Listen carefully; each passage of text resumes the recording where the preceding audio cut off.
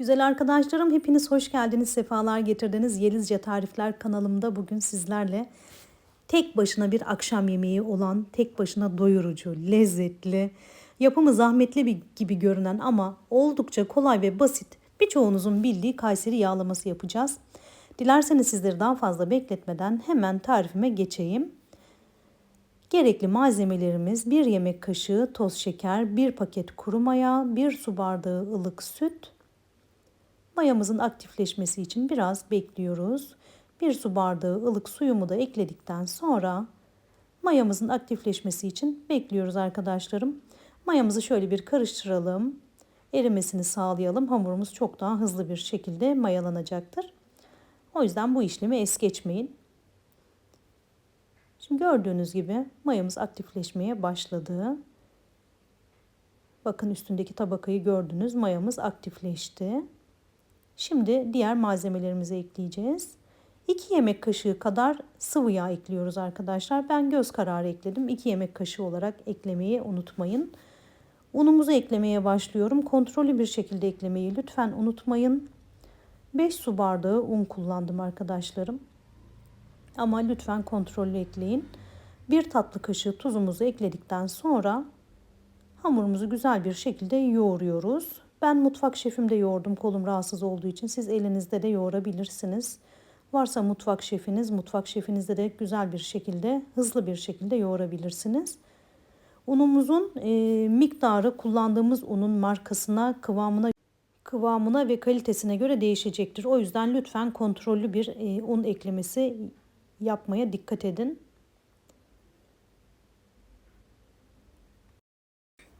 Hamurumuzun çok güzel yoğrulması şart arkadaşlar. Hamur pürüzsüz, çok güzel bir kıvam almalı. O yüzden mutlaka yoğurma işlemini uzun tutun. Bakın gördüğünüz gibi ele yapışmayan yumuşak kıvamlı güzel bir hamur elde ettik. Şimdi hamurumuzu mayalanması için bekletebiliriz. Bir 40 dakika mutlaka bekletmeyi, mayalanmasını sağlamayı unutmayın. Aynı zamanda kanalıma destek olmayı, videolarımı beğenmeyi ve yorumlarınızla destek olmayı, sevdiklerinizle paylaşmayı, sosyal medyalarınızda paylaşmayı lütfen unutmayın. Destekleriniz benim için çok kıymetli. Üzerine bir adet yırtmış olduğum buzdolabı poşetini hamurun üzerine kapatıyorum arkadaşlar. Şimdi iç harcını hazırlayalım. Şöyle gördüğünüz gibi yarım kilo kadar kıymamı, yağımı eklediğim tavama alıyorum. Güzel bir şekilde kıymamızın çözülmesini sağlıyorum. Aslında ben kıymayı kenarda çok bekletmedim arkadaşlar. Önceden çıkarırsanız kıymanız buzu çözülmüş olur ve çok daha hızlı bir şekilde kavurma işlemini yapabilirsiniz. Ben dondurucudan çıkardığım için birazcık kavurma işlemi uzun sürdü. Gördüğünüz gibi kıymamı güzel bir şekilde dağıttım. Üzerine bir büyük soğanımı el rondosundan çektim. Hatta içinde gördüğünüz gibi büyük bir parça kalmış. Soğanımı ekledim. El rondosundan çekiyorum. Gayet güzel oluyor. Elinizde de ince ince doğrayabilirsiniz. Soğanımı ekledikten sonra ama büyük bir soğan olsun lütfen, o noktaya dikkat edin. Soğanım kavruldu. 1 tatlı kaşığı domates salçası ekledim. İstediğiniz salçayı kullanabilirsiniz. Bu konuda özgürsünüz. Damak tadınıza göre ayarlayabilirsiniz. Salçayı da kavurdum bir güzel kıymayla soğanla beraber. Sonrasında diğer ince ince doğramış olduğum sebzelerimi ekleyeceğim. Gördüğünüz gibi kapya biber, yeşil biber ve sarımsak. Bu biberin, sarımsağın ölçüsünü yine damak tadınıza göre ayarlayabilirsiniz arkadaşlarım. Aşırı olmayacak şekilde nasıl size uyuyorsa o şekilde ayarlamanızı, eklemenizi tavsiye ederim. Ben domates sosu kullandım. Yazın yapmış olduğum domates sosunu kullandım bu en küçük kavanozlarda. Evde konserve domatesiniz varsa onu kullanabilirsiniz. Yoksa 2-3 tane domates kullanabilirsiniz küçük küçük doğrayarak. Tuzumu ekledim. Tuzu da damak tadına göre ayarladım. Siz de mutlaka damak tadınıza göre ayarlayın. Karabiberimi ekledim. Pul biberimi ekledim. Hatta tuzdan bir miktar ayırdım tuzlu olacağını düşündüğüm için. Şimdi geriye sadece pişirme işlemi kaldı ve sıcak suyumuzu eklemek kaldı.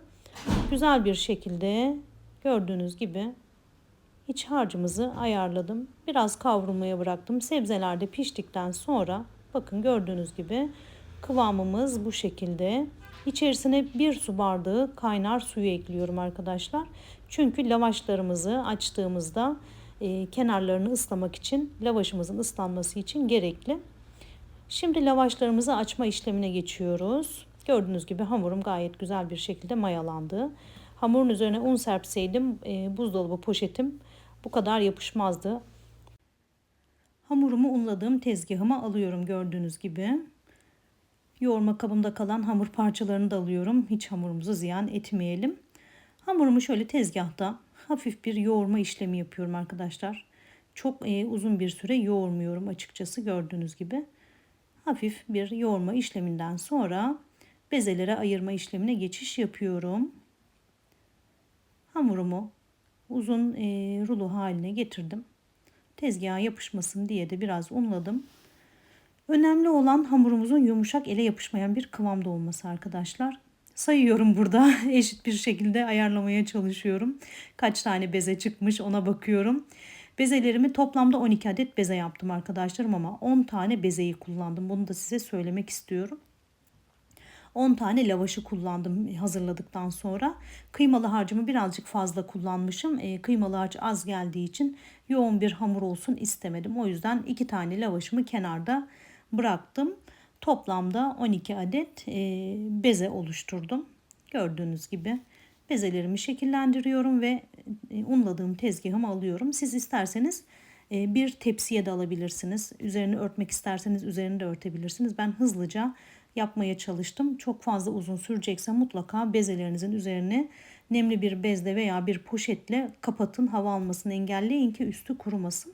Çünkü açarken üzerinde kuruluklar olduğu için görüntü olarak hoş görünmeyebilir. Servis tabağı büyüklüğünde her bir bezemi açıyorum ve pişirme işlemine geçiyorum arkadaşlar. Eğer evde 2 kişiyseniz eşiniz de size yardımcı oluyorsa siz açın, eşiniz pişirsin, nasıl pişireceğini gösterin veya çocuklarınız yardımcı olursa bu şekilde mutlaka yardımlaşarak yapın. Çünkü bir kişinin aynı anda hem pişirip hem açması birazcık zor olabiliyor. İsterseniz 3 tane açın, kenarda bekletin, pişirin, sonra tekrar açın. Bunlar da püf noktası, dikkat edebilirsiniz bu noktalara da. Artık lavaşımı alt üst çevire çevire gördüğünüz gibi kabarta kabarta pişiriyorum. Çok fazla kurutmadan hemen bir çeviriyorum arkadaşlar. Sonra tekrar çeviriyorum. Yani uzun süre bekletmiyorum. Uzun süre bekletirseniz çok hızlı kuruyup kabarma işlemi olmayabilir. O yüzden sık sık alt üst edin ki lavaşlarınız böyle kat kat göz göz olsun. Bakın gördüğünüz gibi gayet güzel kabarıyorlar.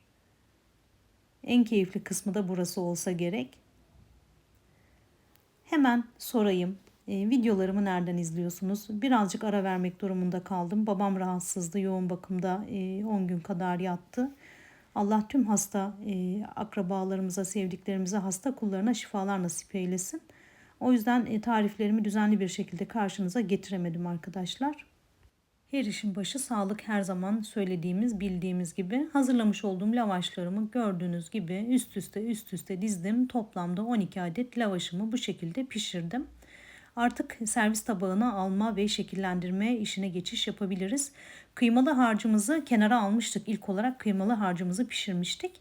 Ben son şeklini vermeye geçmeden önce de şöyle bir kaynattım arkadaşlar. Sıcak olsun ki lavaşlarımızı, köşelerini gayet güzel bir şekilde ıslatsın istedim.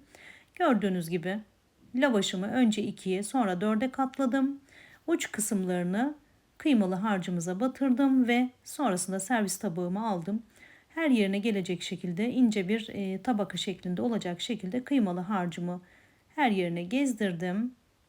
Bu şekilde toplam 10 adet lavaş kullanmış oldum. Videolarımı nerelerden izlediğinizi de sordum diye hatırlıyorum ama sormadıysam tekrar sormuş olayım güzel arkadaşlarım. Nerelerden izliyorsunuz? Nerelerden mutfağıma misafir oluyorsunuz? Bir kez daha sormuş olayım. Eğer günlük vlog seviyorsanız Yeliz'in Günlüğü vlog kanalıma da buyurun gelin. Hepinizi beklerim. Şimdiden her birinize çok teşekkür ederim. Bu şekilde kıymalı harcımız bitene kadar bütün işlemi bitirmiş oluyoruz arkadaşlar. Şöyle gördüğünüz gibi Kayseri yağlamamız hazır. Çok lezzetli oluyor. Ben çok seviyorum. Lahmacunu da çok sevdiğim için Kayseri yağlamasını da çok seviyorum. Toplamda 10 adet lavaş kullandım. İç harcını az kullansaydım 12 adet lavaş da kullanılabilirdi.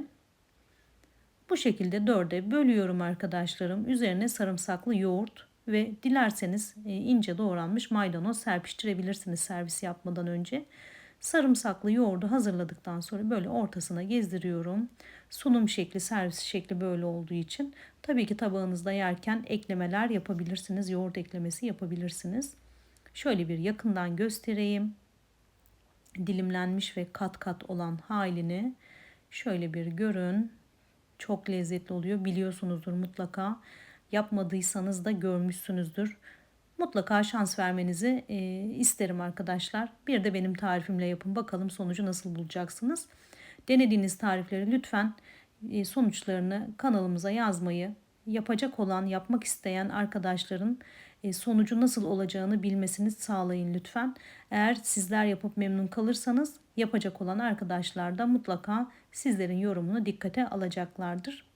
Bu şekilde rahatlıkla yiyebilirsiniz. Şekil olarak da böyle oluyor arkadaşlarım. Yeme şekli de böyle oluyor.